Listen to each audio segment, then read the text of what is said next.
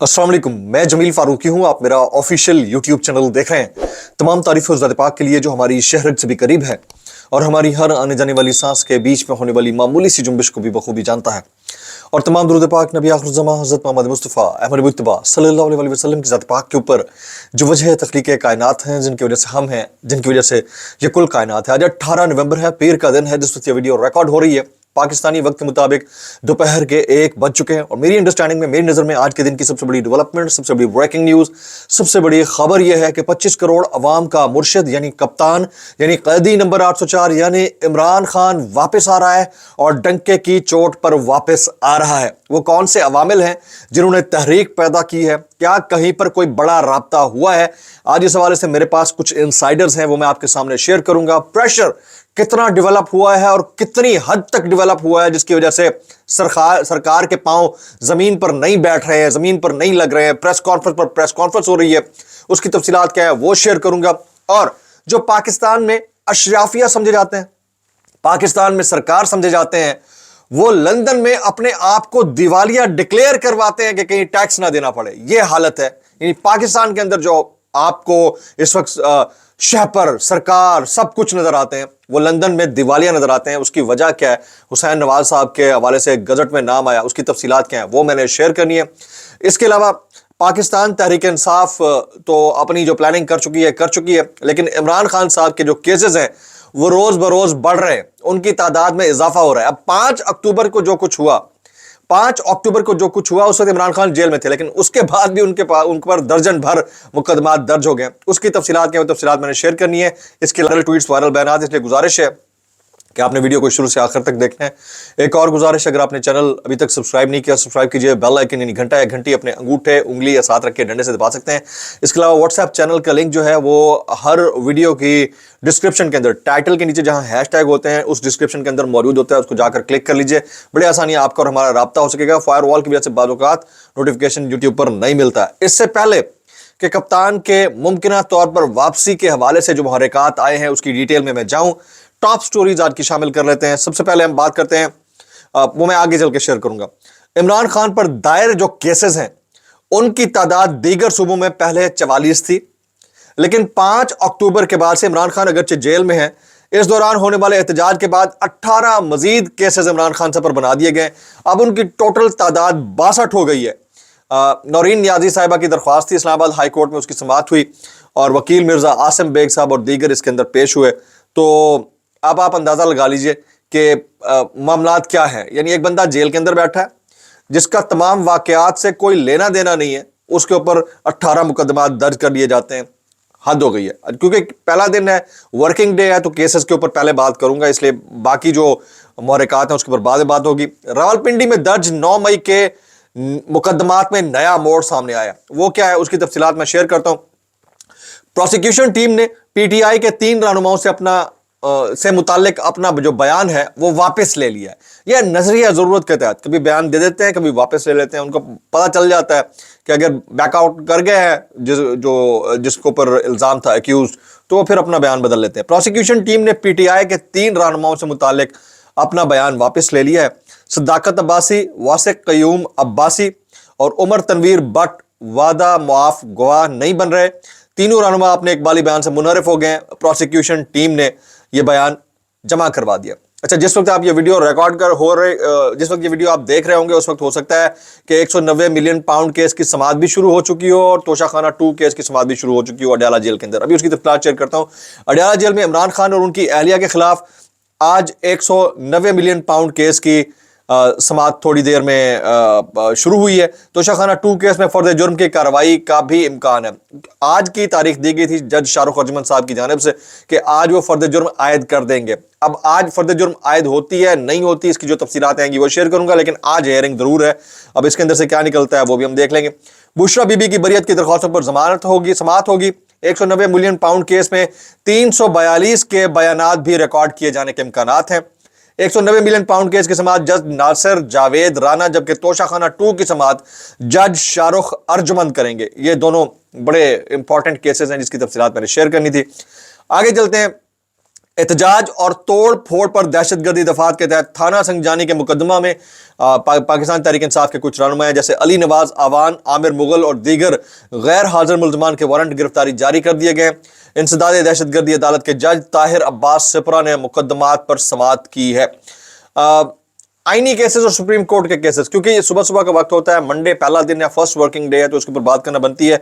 Supreme court में आईनी cases election में 50% जायद वोट लेने वाले उम्मीदवारों को कामयाब करार देने की दरख्वास्त खारिज कर दी गई है। अंदाजा करें, सुप्रीम कोर्ट आईनी बेंच ने दरख्वास्त गुजार को 20,000 जुर्माना भी आयद कर दिया है। बस पीछे रह ही गया। अच्छा, मीडिया के दाखिले पर कुछ जगहों पर पाबंदी लगाई गई है। कहां पर लगाई गई है उसकी तफसीलात मैं शेयर कर देता हूं। सूबाई इलेक्शन पंजाब ऑफिस में रिटायर्ड जजेस पर मुश्तमिल ट्रिब्यूनल ने इंतखाबी उज़रदारियों पर समाअत का आगाज कर दिया। इलेक्शन कमीशन ऑफिस में मीडिया के दाखिले पर पाबंदी आयद कर दी गई है। आज मरीम नवाज, हमजा शहबाज, अता तरल समेत लाहौर के दीगर हल्कों की इलेक्शन पटिशन पर समाअत है। इनमें से इनके वकला या ये शख्सियात वहां पर पहुंच सकती हैं, इसलिए मीडिया के दाखिले पर पाबंदी लगा दी गई है। अब आप अंदाजा कर लें, यानी ये हम जिसके ऊपर एक्विजिशन है, जिसके ऊपर इल्जाम है, वो आ रहा है अपने मामलात के लिए, अपनी समाअत के लिए, और मीडिया वहां पर नहीं होगा। मतलब ये सिर्फ पाकिस्तान में ही हो सकता है भाई, और कहीं नहीं हो सकता।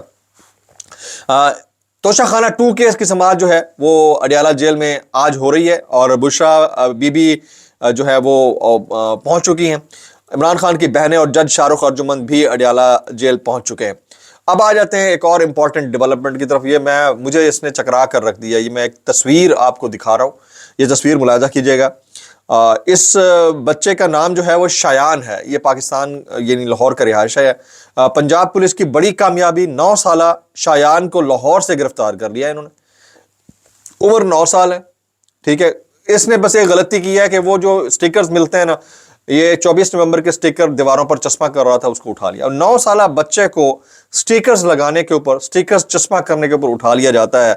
ये कारकर्दगी है पंजाब पुलिस की, तो फिर बात खत्म हो गई ना। मतलब यार, बच्चे की उम्र देख लो कि वो माइनर में आता है, तो उसको उसके वालिदैन से चलो आप अगर पूछगछ करना चाहें तो कर सकते हैं, जो कानून इसकी इजाजत तो देता है। लेकिन इस मुल्क में तो 3 साल के बच्चे भी उठाए गए हैं, तो बात खत्म हो गई। कल हमने लंदन में एक मामला देखा, वो ये कि वो जो पाकिस्तान में सरकार तस्वुर किए जाते हैं, लंदन में जो है वहाँ दिवालियापन का शिकार दिखाई देते हैं। यानी टैक्स से बचने का जो मामला है, अलेज्डली या मुबैना तौर के ऊपर इतना दिल गिरफ्तार कर चुका है बड़ी बड़ी शख्सियात को कि वो पाकिस्तान में डिक्लेयर्ड हैं सुपीरियर, और लंदन में वो दिवालिया डिक्लेयर्ड हैं। तो ये हद नहीं हो गई। यानी हुसैन नवाज साहब से मुतालिक कल खबर आई, वो टॉप स्टोरी थी, उसको हमारे जो मेन स्ट्रीम अखबारात हैं उन्हें 2 कालमी खबर आखिर में लगा दिया हुआ है, ठीक है।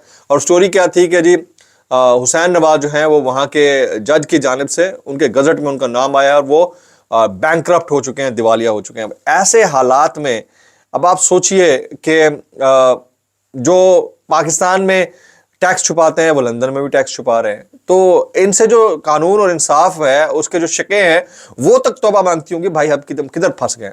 और ये सिर्फ हमारी अशराफिया 2% जो अशराफिया है ना, वही कर रही है। मैं थोड़ी देर पहले जस्टिस मुसर्रत हिलाली साहिबा का एक स्टेटमेंट पढ़ रहा था। वो कहती हैं, सुनिएगा जरा गौर से सुनिएगा, ये बयान है, वायरल बयान है। वो कहती हैं तमाम लोगों का वोट का हक है, तमाम लोगों को वोट का हक है। पोलिंग के दौरान लोग टीवी देखते हैं, वोट डालने नहीं जाते। वोटर्स वोट ना डालें तो ये वोटर्स की कमजोरी है। बड़ा जबरदस्त स्टेटमेंट है। जो हाई टर्नआउट जहां ना हो वहां बड़े मसले होते हैं। लेकिन 2 मिनट के लिए सोचिए कि जिन वोटर्स ने वोट डाले हों और उनका वोट चोरी हो जाए, डालने से पहले हाईजैक हो जाए, उसके बाद फॉर्म 47 के जरिए बुलडोज कर दिया जाए, उसके ऊपर भी जस्टिस साहिबा को कुछ ना कुछ कमेंट तो पास करना चाहिए ना। ये भी पाकिस्तान की एक गैर रवायती नहीं बल्कि रवायती तारीख है, और तारीख इतनी काली है कि उसकी जो स्याही है वो शायद सदियों तक रहेगी। इसके ऊपर भी अगर कमेंट कर देती जस्टिस साहिबा तो बड़ा ही अच्छा रह जाता, लेकिन नहीं किया उन्होंने।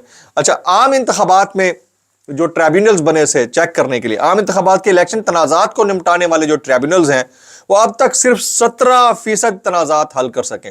यानी टोटल केसेस हैं उनको सिर्फ 17%, तकरीबन 1 साल होने को है, 8-9 महीने हो गए इंतखाबात को, उन 8 महीने के अंदर सिर्फ 17%, यानी इतना स्लो सिस्टम है हमारा।